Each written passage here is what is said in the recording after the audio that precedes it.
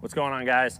So today we're going to talk about the most common mistake that younger pitchers make, and that's drifting down the mound. So what I mean by drifting down the mound is when they come up, their body is moving forward before their hands get moving. So one thing that you really want to accomplish when you're pitching is getting your hands moving before your body is moving forward. So one thing that I like to do, if you're outside, you can draw a line in the dirt, but because we're inside, we're just going to use a towel. So what I like to do is I'll set up a towel about 5 inches in front of the mound to give the kid a visual.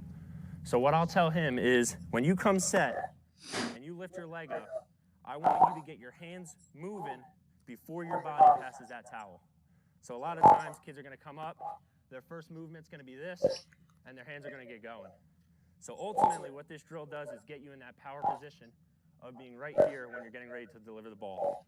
When you drift down the mound, you end up landing down here, and it's an uphill battle from there. So we'll take Coach Steve real quick.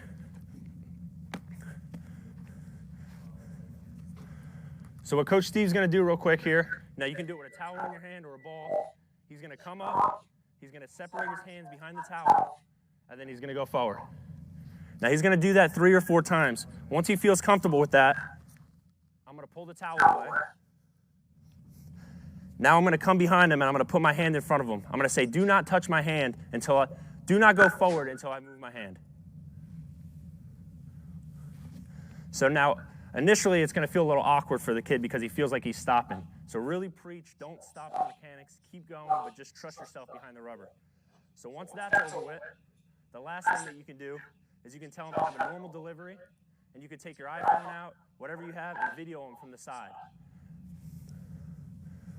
Now when you're going over this video with him, you can show him where his front hip starts and once his hands separate.